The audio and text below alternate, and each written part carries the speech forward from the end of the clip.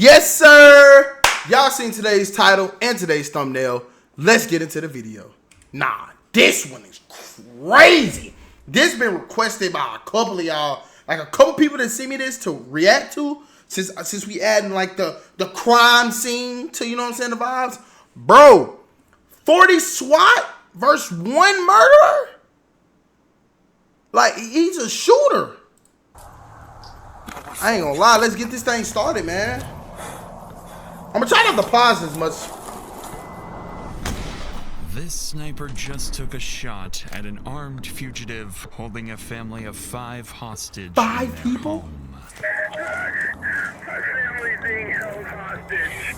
The gunman, Joseph Anthony, is a man with a purpose. He has a vendetta, and he's going on a rampage, planning to kill his ex-girlfriend and multiple other people who wronged him in the past. Police he's spinning the block. He's gotten on his list of targets, and if they don't capture him here, this family could be next. Wait. I know what I just said, but that dad freaky as hell. This family. That dad freak. He freaky. He freaky. He freak nasty, man. I hope he makes it to the end of the video. If not, my condolences. Could be next. Running across the freeway. Let me see your hands! All units, I'm gonna set containment. We're gonna wait for the helicopter. All units, hold your position. Dial fuck in, right? It's a showtime. Yep. Okay. Shot out, go. One more. Police! Shout out Dr. Insanity for this video. Link in the description. It's Thursday, September 9th, and the first sign that something is seriously wrong comes from an alarming 911 call. Central 911, what is the address of your emergency? Leighton. So my brother, he's on the loose right now, and he threatened to kill his girlfriend a couple days ago. He just showed up at my house. What's your brother's name? Joseph Manhart. He has a firearm on him, and he is armed. Where is he? He's outside my front door right now. I need the cops here ASAP. I've got units on their way, okay? Okay, you gotta hurry. Okay. You gotta hurry, though. I'm dead serious. Just 24 hours earlier, Joseph Manhart kidnapped his ex-girlfriend, assaulted her, and threatened to kill her. After managing to escape, she called police, triggering an arrest warrant for Joseph's immediate capture. Since then, Joseph vanished, and police had no indication of where he might strike next, until now. With an active warrant and a report that Joseph is armed and dangerous, officers are dispatched immediately, advancing towards the house, fully prepared for a shootout. I've just talked to the homeowner. He said that if he didn't drive, the only place he could have went is hopped the fence and is barricaded in that shed that Swenson's got a view on. So he said the best way to go through is us just knock on the door. He'll let us in. We'll go through the house and clear the shed. We're ready. All right, I got it.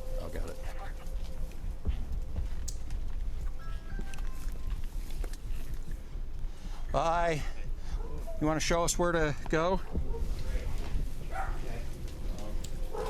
And where's the shed? Just in the corner over there.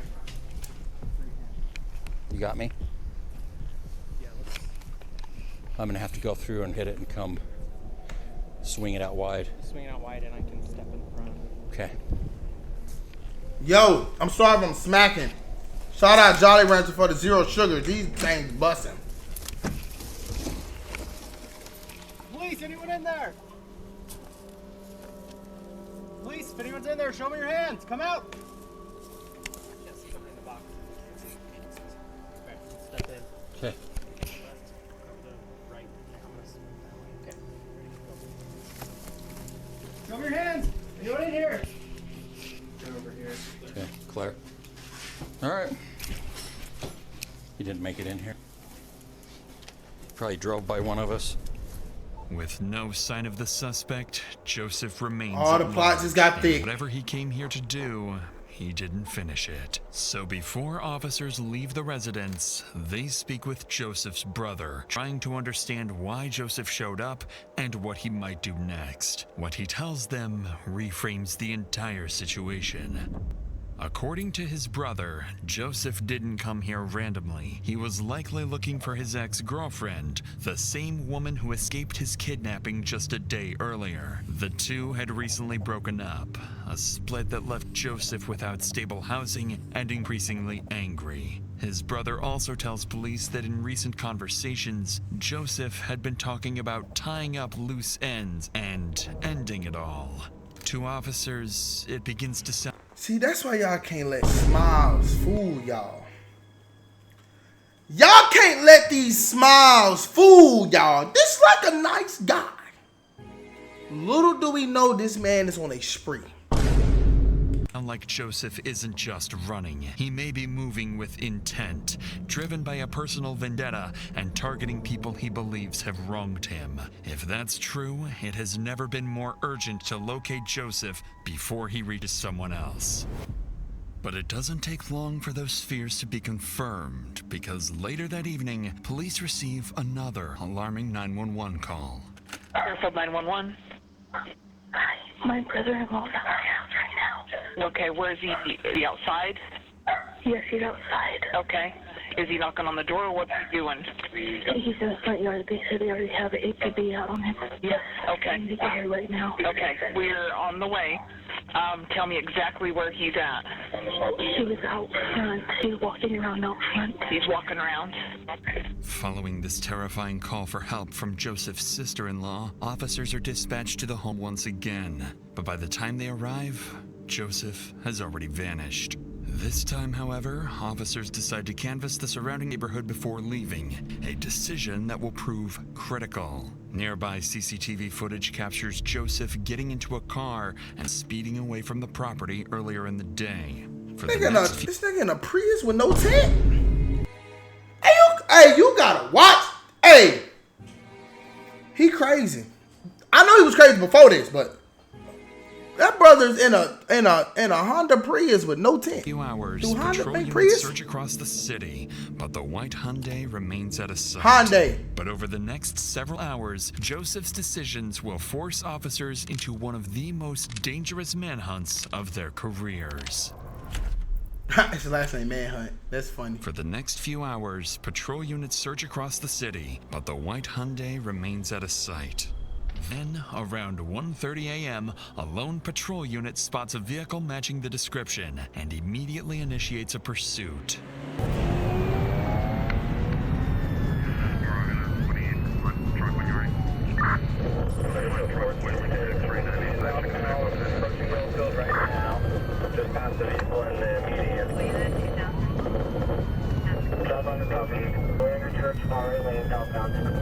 Just as the officer begins to close the distance, he suddenly loses sight of the car Joseph is believed to be driving. But just minutes later, as patrol units continue canvassing the area, one officer spots Joseph's car parked on nearby train tracks. With no way of knowing whether Joseph is still inside or hiding close by, the officer cautiously approaches the vehicle. Okay. He went right through. Hey, I have civilians here saying that there's a car parked on the tracks at Building Hotel 3 on the southwest end. Can I get a couple more of this way? 31 headed that way.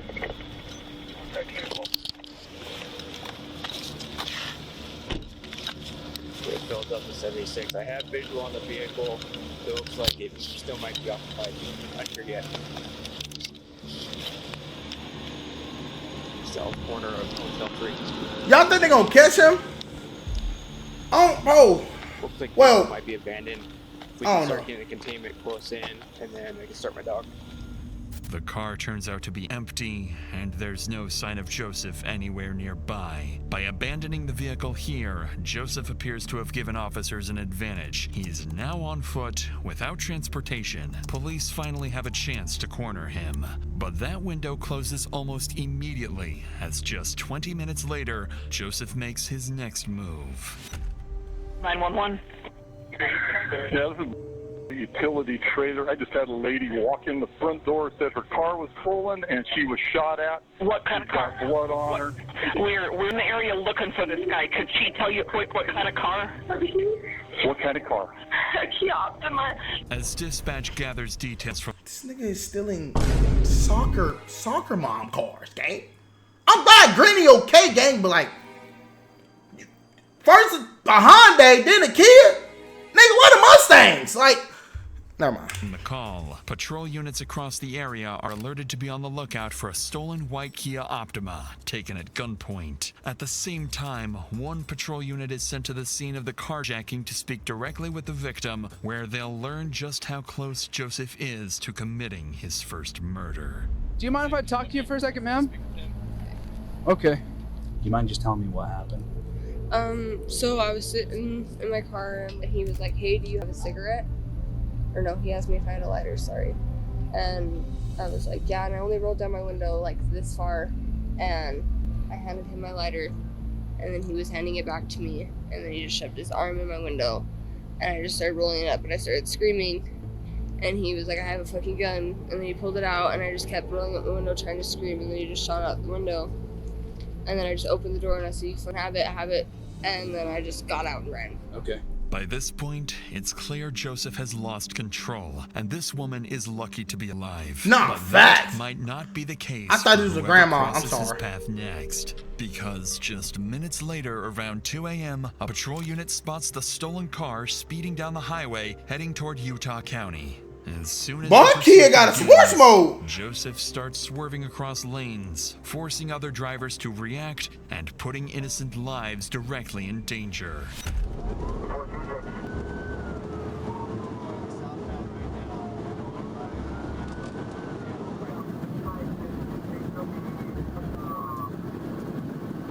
With Joseph refusing to slow down, it's only a matter of time before someone gets hurt. So to bring the pursuit to an end, an officer approaching from the opposite side of the highway pulls over and prepares to deploy spike strips. At highway speeds, there's no margin for error. The spikes have to go down seconds before Joseph reaches them. Too early, and he'll see them in time to swerve around and put innocent lives at even greater risk.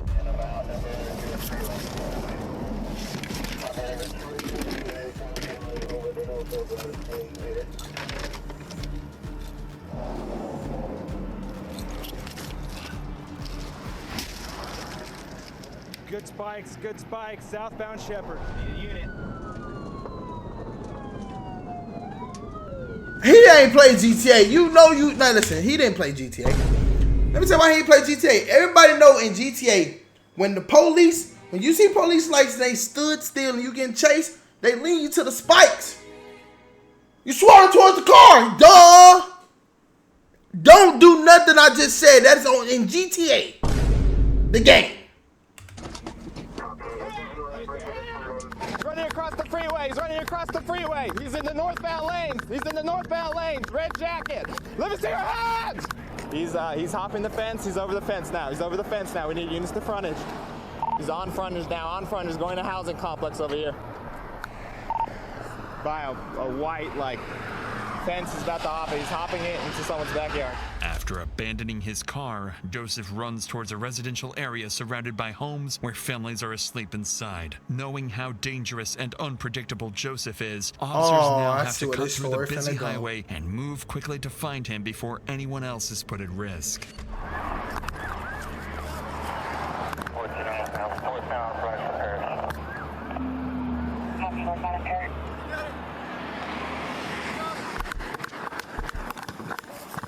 No, he's behind that picket fence right there, whatever address that is. I don't know what the hell that is, but he's behind that.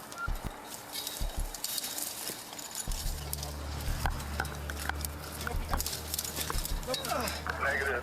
No shots on frontage. Go more towards probably. What's that? Just going 20-25 north. Okay. If they come out that way. Over this vinyl right here. That's where he went, in this dude's backyard. My copy, Star 9 will be headed our direction shortly.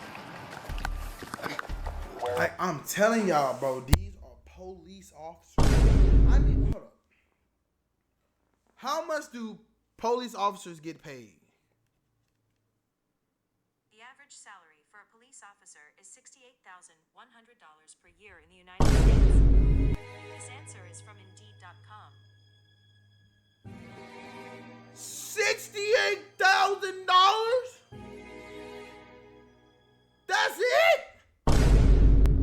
68 grand? No. That's crazy. He hopped this one right here. All units, I'm gonna set containment. We're gonna wait for the helicopter. All units, hold your position. Don't go walking around. With Joseph disappearing into a residential area, the situation becomes far more unpredictable. By now, more than 30 officers are flooding the scene, and without coordination, every decision risks putting innocent families in danger. This is when Sergeant Sheldon arrives and takes control. Stand by, I'm setting containment, all right? Sorry, bro. I don't have all the information because we switched this last minute, okay? So, what do you guys got? So he already shot someone in the Freeport Center. Okay. It's probably gonna take like half an hour for that bird to go. He hopped over that fence right there. Which fence? That one? Right Okay. After a quick brief, Sergeant Sheldon forms a plan to flush out Joseph. First, a helicopter is called in to scan the neighborhood from above. Second, a tactical operations center is established near Joseph's last known location to coordinate every unit in real time. And third, officers set up a wide containment zone, covering more than a square mile with units positioned throughout the neighborhood to cut off any possible escape routes. But just as the plan goes into motion, officers are abruptly interrupted by a sharp sound in the distance. Not sure exactly where Rick came from. Command at 1700 South 100 West. Right where Preston's at, that's where the shots came from. It was one single shot. Preston, are you okay? Hold your position. I'm sending a unit around to you. Go to... We're gonna get, if we can get someone over here to the north of 2025 north front near some containment. Yep. And to get someone... I'll set containment. You guys come up with a plan to systematically search this. Okay? The gunshot confirms one thing immediately. Joseph is still in the area. But what officers don't realize yet is that the shot wasn't random. It was Joseph forcing his way into a nearby home. And in the next few hours, the situation will escalate in ways officers aren't prepared for. But before we get to that, sometimes the finally arrives and begins a full aerial sweep of the neighborhood. Joseph is nowhere. Got serious! On the ground, officers spread out searching for Joseph and cautiously prepare for an ambush. Forerunner?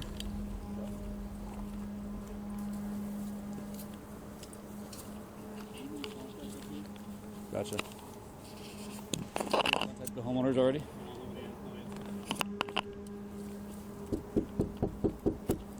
Bountiful Police! Hi, Bountiful Police. Did you get this? Oh, sorry. We're just looking for somebody in the area. Your home is secure. We didn't notice anything suspicious. Okay, it's gonna have white male, red shirt. You see someone like that, give us a call. If you find them or see them or anything good. What if he in that house and he got her at gunpoint? No, you're good. Just make sure you lock your door. Who the hell is this guy with us? Driving me crazy. After more than 2 hours of knocking on doors and checking backyards, there's no sign of the suspect. Joseph's absence becomes increasingly unsettling, and Sergeant Sheldon quickly recognizes what it likely means. If Star 9 can't find him, we have a totally different situation, right? It's a hostage situation. It could be any one of these houses. He could be taking people hostage. What I tell you? Bro, I'm smart. I'm smart now. I'm smart. It gotta be a hostage situation. I think it was that house with that girl because that's the only house they showed dialogue for. This shit that we're gonna have to filter through, and that's gonna have to take. How many houses are we looking at? Resources. I would estimate 8 on this side, 6 to 10 on this side. At this point, Sergeant Sheldon and his team are forced to consider multiple scenarios, including a barricaded suspect holding hostages inside. But they won't have to weigh those possibilities for long, because one phone call is about to answer that question for them. 911, what's your emergency? My family's being held hostage. Immediately after this, officers spread out and quickly locate the caller nearby, Chris Samuelson, a father who managed to escape the house. Oh no, that's the freaky dad. No, I hope. Ooh. house just moments earlier. What he tells them is chilling. Inside the home, his wife, 2 daughters, and his daughter's boyfriend are still being held at gunpoint, and Joseph is inside with them. With this new escalation, Sergeant Sheldon knows this is now beyond the scope of a standard response and prepares to bring in specialized tactical support. All units, priority traffic. All units, priority traffic. We have information from a citizen leaving a house. Oh, jeez. Let's move. All bountiful SWAT return to talk. All bountiful SWAT return to talk. Victim's wife, daughter, and daughter's boyfriend are all on the couch. Suspect was sitting in a chair just behind the couch. Daughter, he has another daughter that is sleeping downstairs that should be waking up in the next couple of minutes. Suspect gained access to the house through an unlocked window in the basement. After SWAT teams arrive... See, that's why y'all gotta start locking your doors. Lock your doors. Lock your doors. Lock the windows. Lock everything. That's why y'all can't be like... So I go through there. Joseph have a different problem. Quickly briefed on the situation, they begin coordinating their next steps, preparing to establish containment and open negotiations with Joseph. But before a plan can fully take shape, someone is spotted exiting the back door of the Samuelson home. He should be on one side. So they're FaceTime. Is there a female on that one side? So, okay. Miraculously, the daughter who'd been sleeping in the basement somehow managed to slip outside without Joseph ever noticing. And without realizing it, Joseph's hostage count is now down to 3. With that update, commanding officers begin reassessing the situation in real time. They review everything Joseph has done over the past 36 hours and determine that he has shown a complete disregard for human life and willingness to escalate when under pressure. Based on that assessment, commanders make a critical decision. SWAT teams are authorized to use deadly force if a clear opportunity presents itself. From this point forward, the priority is clear. Protect the hostages at any cost.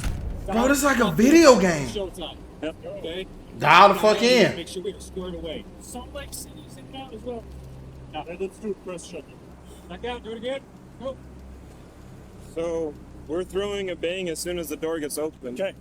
Suspect. I don't know where we're going yet. Hold on. So don't be by Burnett. Oh, do I need me? Hinge left. Everybody see this? Right? Facing east. Garage is on the right. That's where the man door is going to be. That's going to be our secondary. Okay? Front door opens in. This is the living room we got set up. This is the kitchen area. Okay? Everybody good with that? Wrong side on that. Yep, wrong side of that. All right. All right, Phil Preach, we're going to practice to the right. Is it behind the stairs? No, wait. If daughter snuck out window, that means the bottom window is open, right? This is the fastest way to get in. It's the fastest way. We have a flashbang. We're going to reset his Zulu loop and come in. Let's keep practicing. Wherever he's at in this room, you guys are going to fucking kill him. 2 bangs. 2 bangs? Want to do 2 bangs? No, 1 bang. Just one? Just 1 bang. With deadly force authorized, a court... So they practice? Wait a minute. This just show you how advanced we are as humans. But this just show you how crazy the police work. They clearing rooms and houses in the street for practice. That's how intelligent. Coordinated plan is put into motion. One designed to end the threat and extract the hostages safely. A sniper will be positioned nearby, ready to take Joseph out if he's exposed and a clear shot presents itself. At the same time, negotiators will make contact with Joseph, work to slow him down, gain compliance, and convince him to release the hostages and surrender peacefully. If that fails, they have one secondary objective: get Joseph to step outside. Because if he does, even briefly, it could create the opening the sniper needs. With 3 innocent lives at risk, there's no room for error. One wrong move, and everything ends tragically. But they've been chasing this nigga. But they've been chasing him since 9 o'clock yesterday. 12 hours. The officer assigned as the sniper is Jared Tadahara, a long-serving police officer who moved from patrol and street crime work into a specialized SWAT sniper role. After arriving on scene, Tadahara conducts a quick tactical assessment and moves into a nearby house facing the Samuelson home. From here, he has a clear view of the backside of the house, a position that allows observation without being easily visible to the suspect and provides a safe distance to avoid interfering with perimeter officers. But Tadahara isn't working alone. Every sniper has a spotter, a second officer responsible for range calculations, wind assessments, and most critically, confirming that the shot is clear before Tadahara pulls the trigger. Across the street, negotiations continue. For the past 3 hours, officers have been trying to reason with Joseph, urging him to surrender and release the hostages. But Joseph refuses. He won't let anyone go, and threatens to kill the entire family if officers attempt to force entry. With 3 people at fatal risk, a precise sniper shot becomes the only way to end the standoff before it turns deadly. But before Officer Tadahara gets that opportunity, he receives crucial information that makes things a lot more risky. Is there differences between suspect and victim? Suspect appears to have a shorter, wider nose. Okay. A slightly rounded face. Okay. If suspect has a mustache to be stain, that would be. Unfortunately for Tadahara, the situation just became far more complicated. One of the hostages inside is a male who closely resembles Joseph. One wrong shot and an innocent person could be killed. With that in mind, Tadahara shifts his position to a different house across the street. He needs an angle facing the front door of the Samuelsons' home. The shot at this distance travels roughly 75 to 100 feet and takes less than a second from decision to impact. At the same time, negotiators reassess their approach. What's been alarming them throughout the standoff is that Joseph hasn't made any traditional demands. He didn't ask for money, car, or safe passage. Instead, he's simply refusing to let anyone go. That behavior begins to make sense once investigators provide more insight into Joseph's condition. According to them, his mental state has been deteriorating for hours. He's been heavily using drugs for days, his thinking is no longer rational or strategic, and his behavior is increasingly volatile. That boy Most on concerning that. of all, Joseph isn't releasing the hostages or surrendering. His endgame appears to be killing people he blames for all his problems, then forcing police to kill him or take his own life. Because of this assessment, SWAT officers remain positioned far back to avoid provoking him. Negotiators then ask Joseph to step outside the front door with the hostages to prove they're still alive. If he does, it will give Tadahara a clear view and a chance to take the shot. It takes time, but Joseph eventually agrees to walk to the front door with the hostages while warning he'll shoot them if officers make any aggressive moves. After 2 days of chasing Joseph, officers finally have a chance to bring his violent rampage to an end. With the SWAT team nearby staged for immediate entry, Officer Tadahara prepares to take the shot. He stabilizes his rifle using a bipod, a small stand attached to the gun, then lies prone, steadies his aim, and slows down his breathing. A few seconds pass, and then the front door begins to open. Shot out. Go, go, go. Shot out. Go, go, go.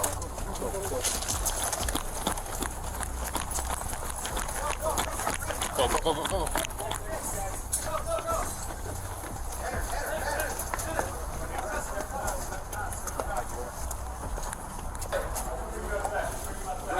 Right. I think we're good. What else you need? I think we're good right now. Okay. Unless they start calling for bodies. This door. This door. One more. Police! Police! Police! Police! Gotcha, we got him. Hands up. I mean, I don't know, maybe a piece of his skull hit me or something, I don't know. You're good. You sure? Yeah, you're good. Let me see. Maybe a piece of his skull hit me, but something hit me, can I point? Someone hit me right here. I see him. Okay. Come on out. What do you see? He's okay. He's okay. Yep, He's take okay. it. Grab him. You okay? You got anything? Careful, she's shaking. Yep, I got you. Just hold on to me. I got you. Bro. You're safe. You are safe. After more than 6 hours trapped inside with an armed, unstable man, the entire family survives. An outcome that, just minutes earlier, felt far from guaranteed. At the front door, Joseph Manhard lies critically wounded. Paramedics rush him to the hospital, but despite life-saving efforts, he's later pronounced dead. Investigators later determined that Joseph's actions were driven by a rapid collapse. His failed relationship and heavy drug use pushed him into increasingly violent and reckless behavior. That's By the crazy. end, he wasn't trying to escape or survive. He was acting like someone who had nothing left to lose. Hey, yo, I ain't gonna lie to you. I'm gonna keep it a whole stack 50 with y'all, bro. Y'all be careful and be safe who y'all be dating in this world, bro. Because you never know who you talking to. You never know who you dating. That was crazy because if he could have got to his ex-girlfriend and their family and all this in third, bro, it would be a lot more people hurt and in danger and all this in third, bro. And that sniper really dialed in, bro. Nah. That boy took, I'm talking about door open, foul. Wow. Man, make sure y'all like, comment, subscribe on the video, man. I love and appreciate y'all. Make sure y'all stay tapped in, tuned in what we got going on. Like I always tell y'all, if there's a will, there's a way. Peace, love, positivity, as I always say. And I will catch y'all on the next one. Yeah!